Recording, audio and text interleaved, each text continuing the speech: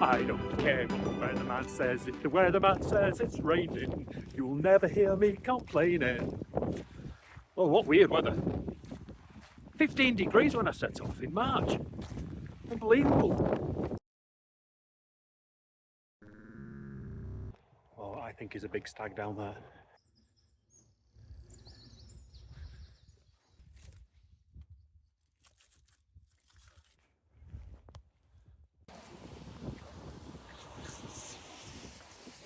Well, Wednesday, so another wild camp. Weird weather. 15 degrees when I left the house in March. Bonkers. We've got to the site and it's raining. Temperatures down to 10 degrees. Feels a lot colder than that. No backpack on because I am actually quite close to where we're going to camp. So I've left my bag in the car. I'm going to recce the site, maybe do a little bit of recording. Possibly the first part of the video will be just a little story that I want to tell, and then the wild camp will be the second bit. If you look at the chapter descriptions, you can jump ahead if you don't want to listen to me waffling. Catch you later.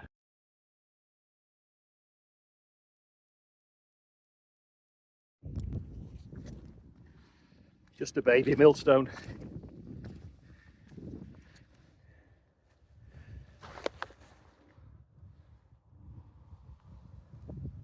Probably 2.5 feet across, this one.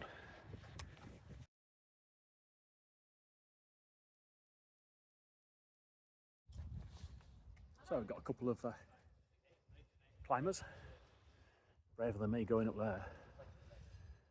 This is, I don't know how deep that will be, but you can see there's been quite a lot of stone taken from here.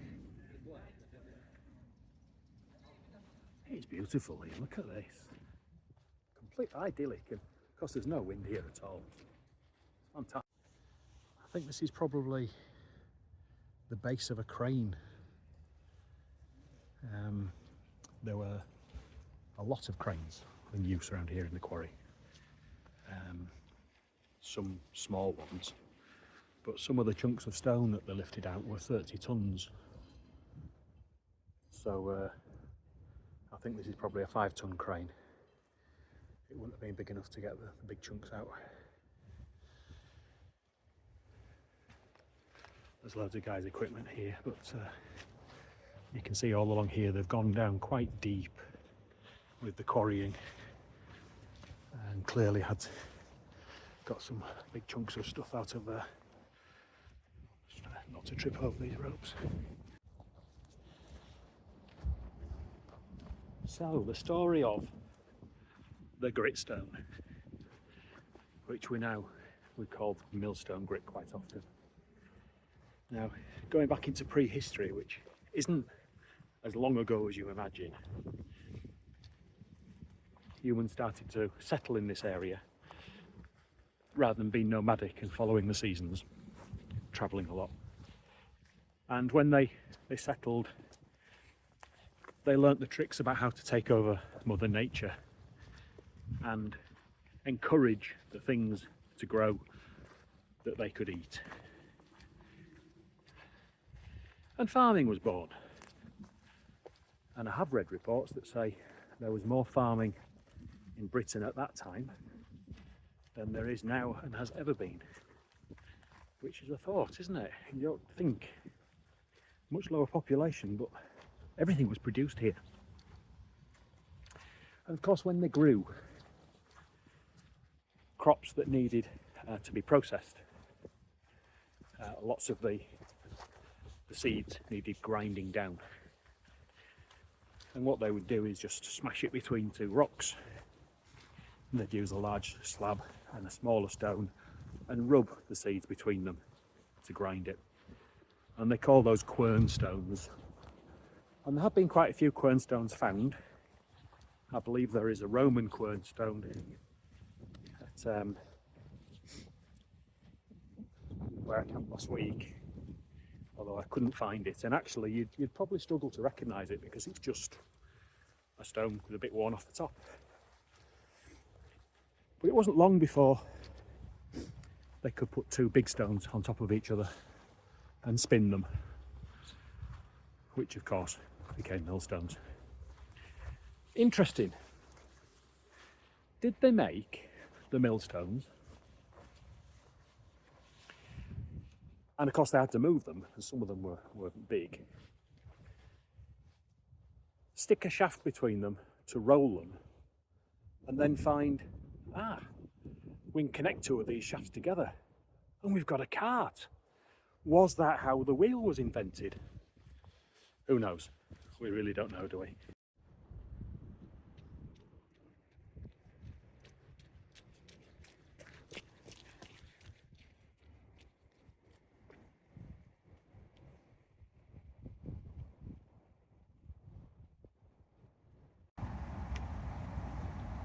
So, making millstones became a thing. And because there are so many cliff edges in this part of the world, in the Peak District, it was easy to hive off a chunk of stone and split nicely, form it into a millstone and use that. So it became an industry very much. Some of the millstones were ginormous, 7 foot in diameter, 18 inches thick. A good mason might take a couple of weeks to make a pair of those stones. And they'd make maybe a dozen pairs a year. And we know from court records, which I'll link the Pollack article in the description. He describes all this in quite a lot of detail. We know from those court records that those pairs of millstones sold for maybe £3. And that's at a time when a mason who would earn an above average salary would earn £10 a year, and that's working 6 days a week, 12 hours a day.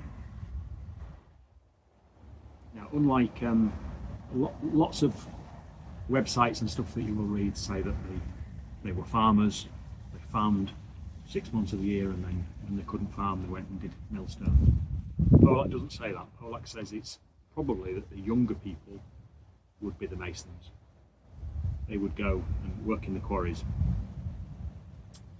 when there wasn't enough work to support them on the farm, and then when their parents or the family died and passed the farm on to them, they would go back to the farm and work on the farm. Of course, some of them didn't. Some of them were quite successful as masons, and some of them had a bit of nous about them and actually took over running a yard.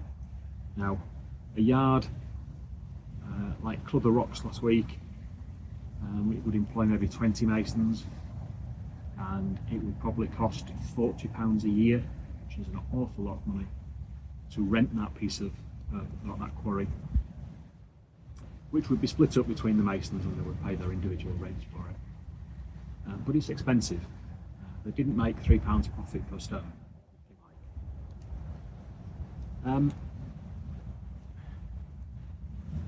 Some of the masons who were running the yards actually realised that the market was fickle and that they had to manage the market, particularly when the Napoleonic Wars came to an end and French imports started to come through, and overproduction of stones was a problem. So some of them even took over running a quarry and shut it down. Still paid the rent, but didn't take any stone from it to reduce the number of stones going into the market. So they were clever guys. So if these millstones were worth so much money, how come they just left? Well, some of them weren't just left, they were owned by somebody who would have been part of his assets. The assets that they would have passed on, that they would have been able to get, probably borrow money against, maybe even sell part of that asset, so selling a part of a millstone. And some of the piles of stones you get, like the ones on the end of Stanage Edge, where there are 8 stones, 4 pairs.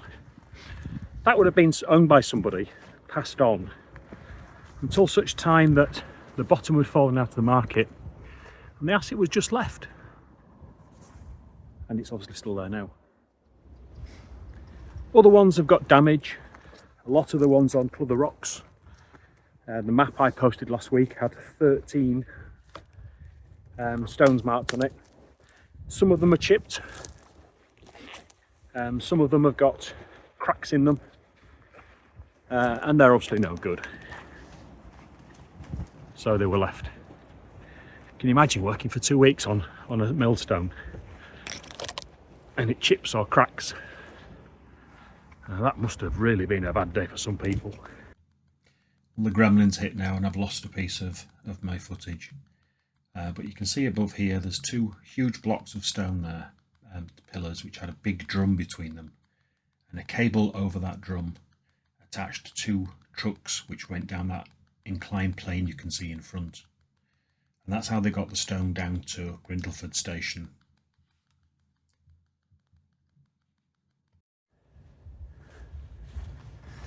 So around about the 1900s, the year 1900,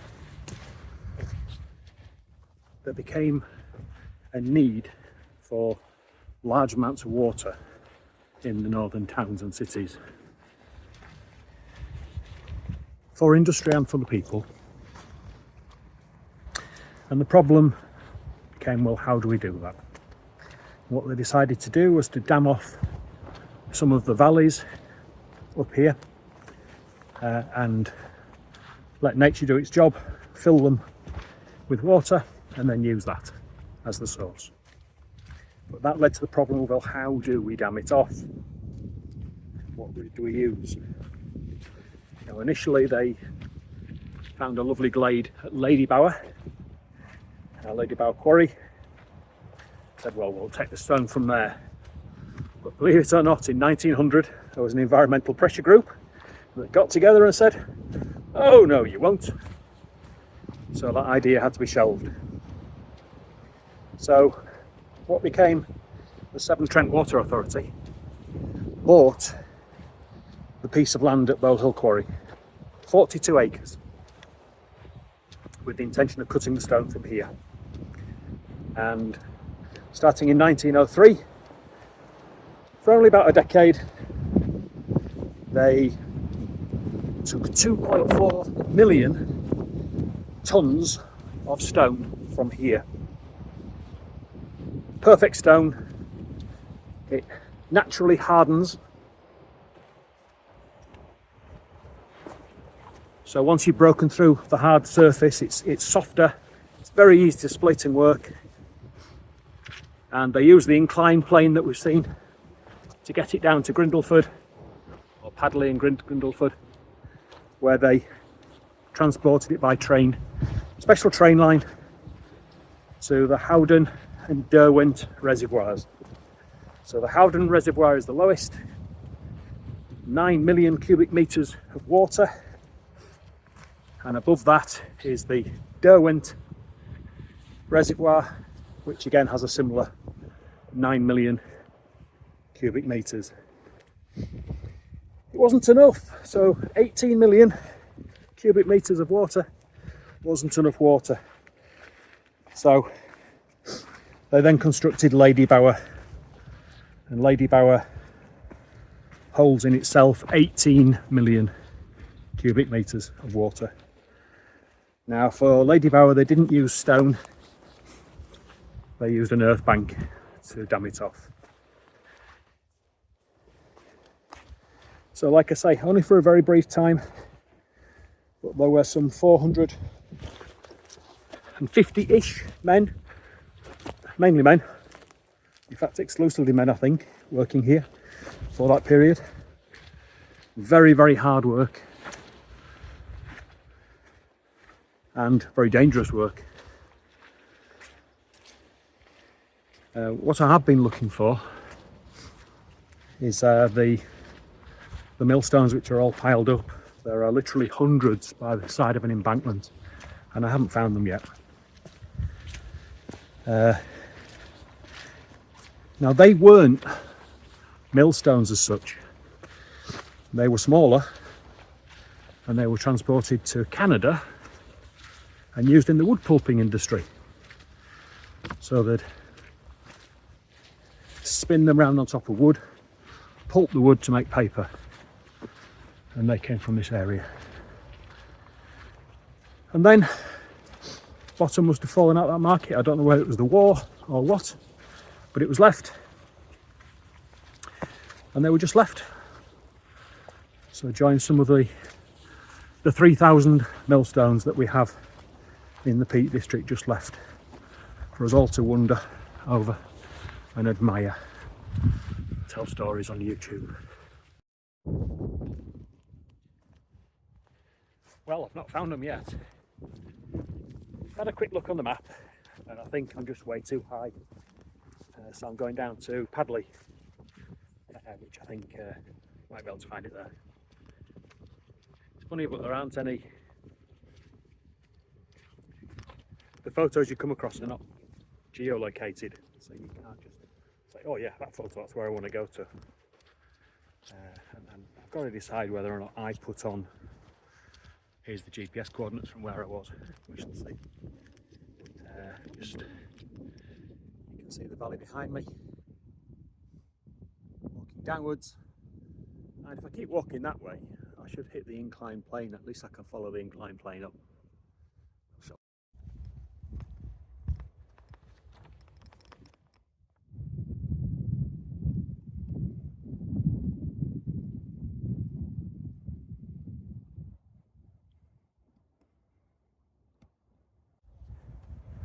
Well, they seem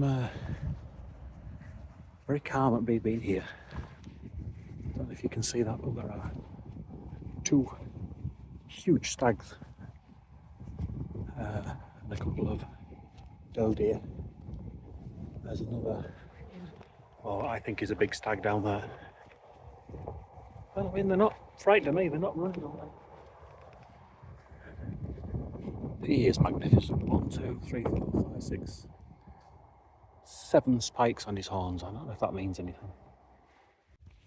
So these flat terraces here,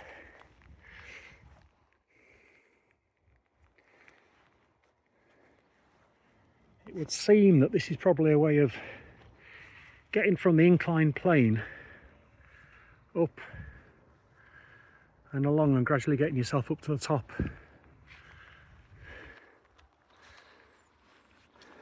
More millstones. It's quite a bit bigger, that one. 1, 2, that's probably 5 foot across, 15 inches thick. Here's another flat one. Might explain why that one got down there. No hole punched in these. Can't see any others around. It's a massive piece of stone up here. Let's go and see what that is. And again, another plateau. I think they must have worked the rock out of these as they got to the main face, I guess.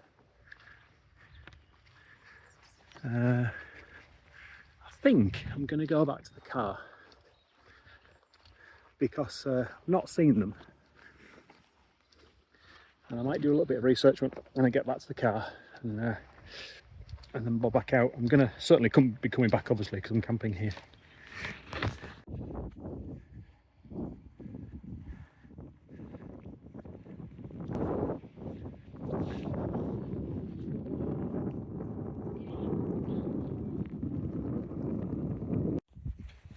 Just another millstone.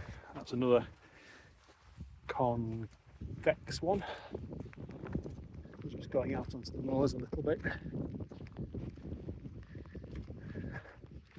Weather's turned a bit wet again.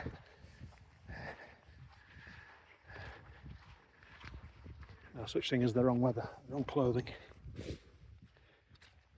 Still very warm. So I'd imagine that the stones that are up here have been got up from the quarry and transported from up here. But it's just Complete guesswork. They're older stones, much older. You can tell because they are smaller, and they, like I've said, they are convex. Peak in the middle. The stones became flat after this. Just walking across this bit of moorland. In the distance there is a stone circle. As it's raining and time's getting on, I think I'm just going to head back to the car. I love how nature's claiming them back. I don't suppose the moss will do very much to them, but they're being absorbed. These are the smaller stones.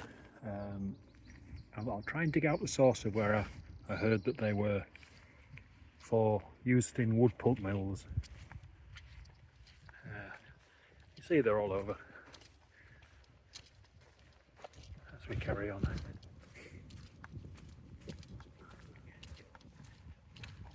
Everywhere.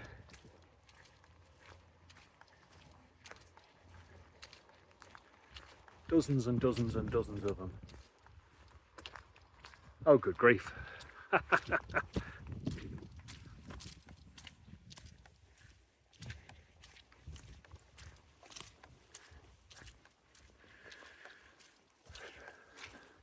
Wow.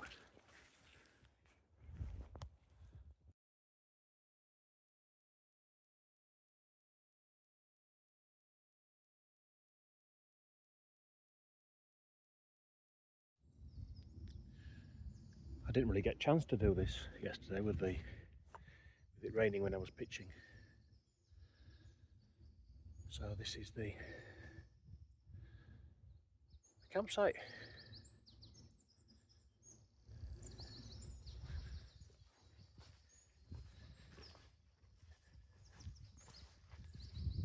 Got the raccoon in a little bit of a hollow.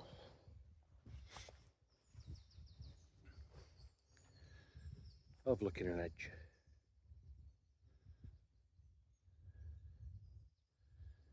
In just a real place. Thought I'd show you how I've unpacked the stuff before I actually lay everything out, so it's a bit more sort of structured. Silver foil mat, Z-light. I put the Z-light in its bag today because when I fell on Kinder, it got filthy, and if I'd had a bag, it wouldn't have done. So I thought it was a good idea not to get risk of it getting filthy again. I'll come to this baby later. It's one of my little tricks about reducing weight. Haven't used a compression bag this time. I've just put them in there. That's all my nightwear clothes. So I'll stick that down there for the moment. Little tarp which I'm about to put up. Bush Pro bivvy, which I don't think I'm going to use. Waste paper bag with some kitchen towels inside for cleaning up. I've got a platypus with 2 litres of water plus a bottle of water. Fuel for my stove, cooking kit, power bank, charging cables, potential beers, food for tonight and tomorrow morning, and electronic stuff. So I'll not show you how it's all laid out. Basically I'm just going to lay out my silver foil mat on my Z-light. Go on, I'll tell you, yeah.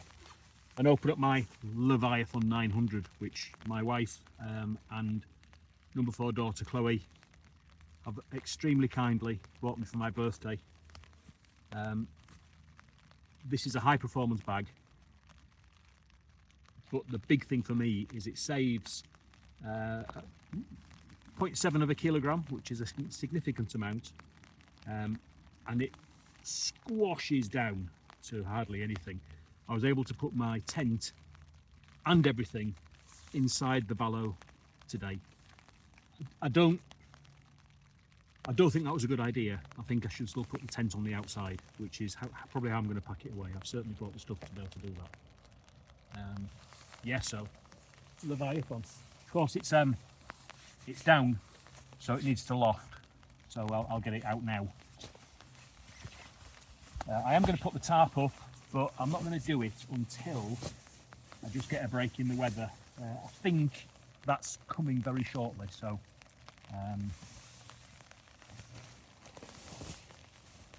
looking at the rain radar, I'm not some magician that can predict the weather.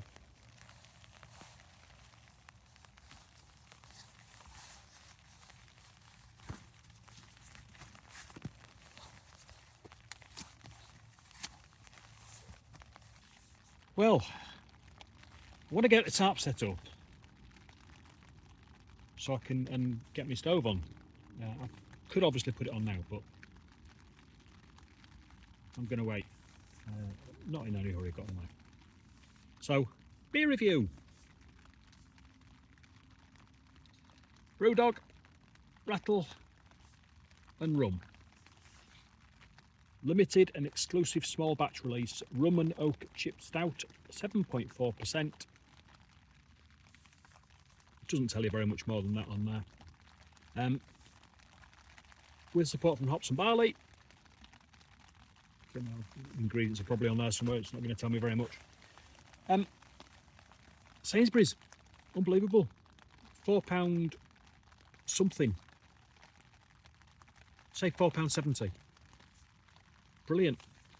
I like Brewdog stuff, and this has everything in its description, which I usually like in a beer.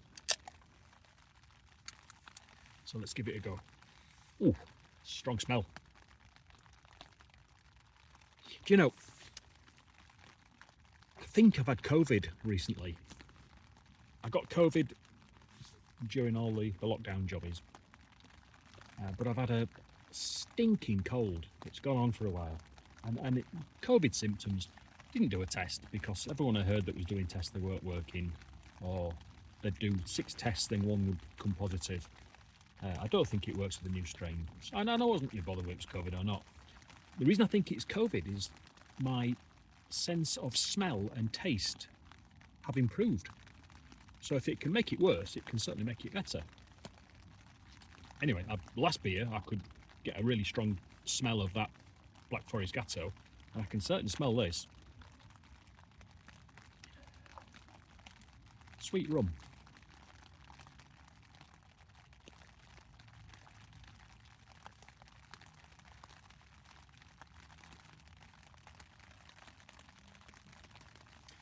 Not very much to report, really. So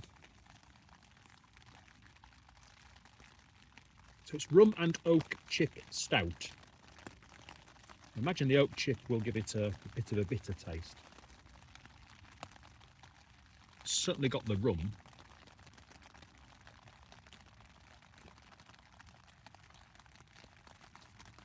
And there is a bitter taste, aftertaste.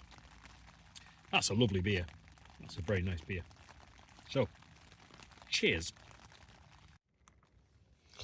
No surprises for dinner really. I've done boil and bag, got my cup of tea with the water that came out of it there. I've got remains of a spaghetti bolognese with rice. Well, why not, eh? It smells divine and I'm quite hungry. So, new sleeping bag, Leviathan 900. It's a down bag, and it's hydro something or other. As you know, the problem with down is that if it gets wet, it loses its insulation very quickly. So I understand. It's lovely and warm. It's supposed to be good down well below 0. But it is 12 degrees still. It's 7 o'clock on the night, so it's going to be ample warm for today, I think. I have been told that you've got to watch what goes underneath it. I've got obviously my Z-light and my foil mat under here. I may need more than that on colder days. But we'll see. I'll just suck it and see as we go through, really. It's lovely and warm. It's really, really nice. My pillow, bits of a failure. As you know, last week when we were at Cluther Rocks, I tried to inflate it and it kept going down. I've investigated that. It is riddled with holes. I think I stopped repairing when I got to the 5th hole. So what I've done, I've ordered a cheap sort of copy of the same pillow, and I'm going to put that inside its the case and see if that's any good. I think the copy's costing me £8, so it's not a big bargain.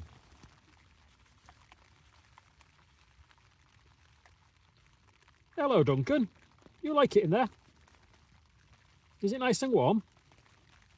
You're not going to stay there tonight, mate. All right, well, I might let you. I'll see, but it seems a bit daft sleeping in a sleeping bag with a cow.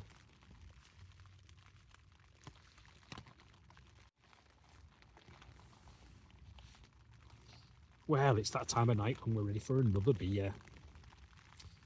This one may surprise you. I don't know if you've already spotted the label. Guinness. So we've got a Guinness Original Extra Stout. Another Sainsbury's job. I bought it as a 4-pack. Guinness is a lovely pint, and some of the special beers that Guinness do are gorgeous. Now, this one hasn't got one of those widget things in, so it doesn't froth up and go all over the place, so I can drink it from the can. That's sometimes a problem with the Guinness ones.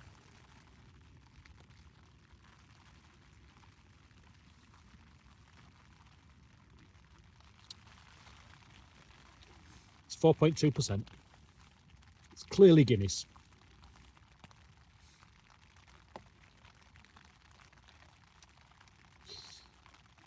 I don't know whether there is a definition of what extra stout should be. I know that Sam Smith's do an extra stout. That's the only place I've had it. Stout with something extra on it.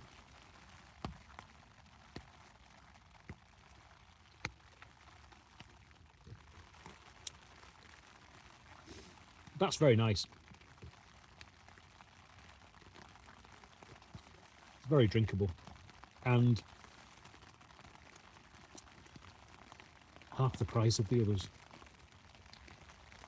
No, don't worry, I'm not going to start lugging up cans of Guinness. Half the price, it's half the strength, so I'm not going to carry 4 of them up. Well, that's a nice pint. Cheers.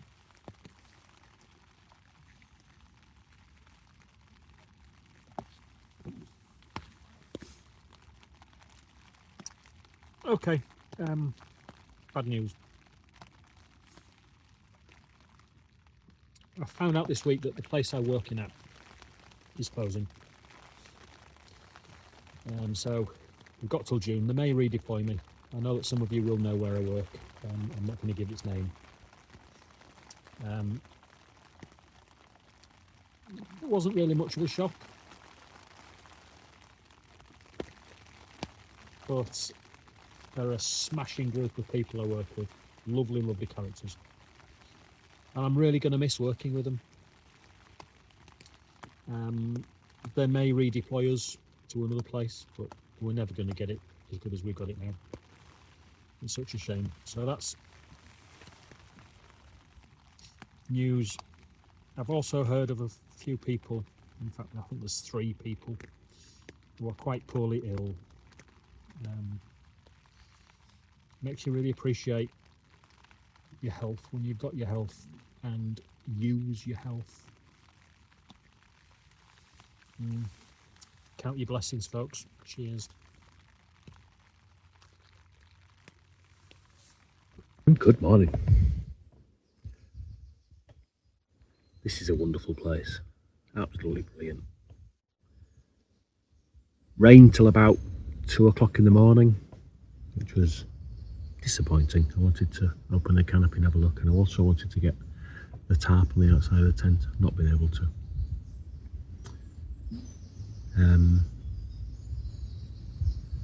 Sleeping bag is amazing, but I can't really say it was a proper test because it's 12 degrees still. I've had a t-shirt only on all night. Lovely and warm. Back hurts. Do I need a sleeping mat to make it more comfortable? I don't know. I think my back would hurt if I just slept on a sleeping mat. Anyway, cracking night. I'm going to do breakfast. Got a bit of a different thing I'm going to do today, so I'll film that. It is just before sunrise, literally minutes. I think sunrise is 6:10 and it's currently 6. So yeah, get back to you later.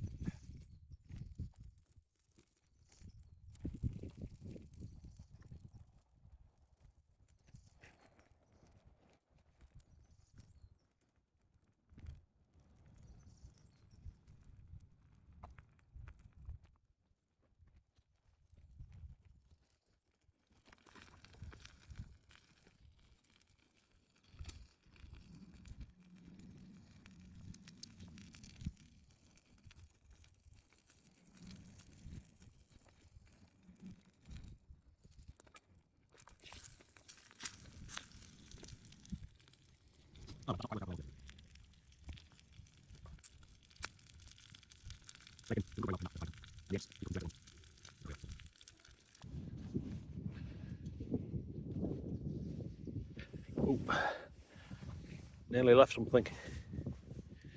There's a cable tie there. Leave no trace.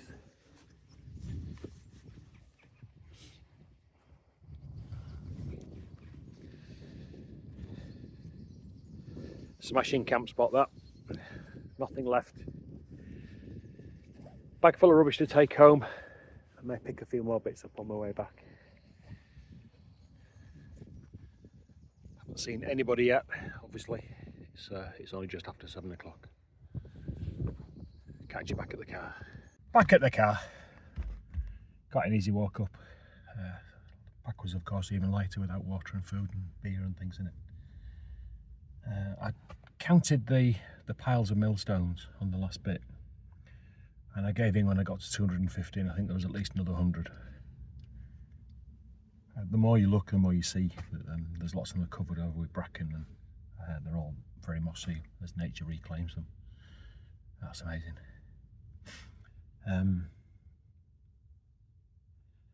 Equipment update. Tent was great. It was really windy in the night, and I was a bit worried because I was camping under trees. Well, there were some trees around. But I'd had a quick look and I didn't think there were any widowmakers there. So I was sort of, I think I was okay. I'm going to take my Leviathan back today because the stuff sack, one of the straps on it, when I was compressing it, snapped, which just isn't good enough. So that will be going back. And one of my trekking poles has broken, so that's 2 pairs are broken now. So I might see if there's any ones within my budget.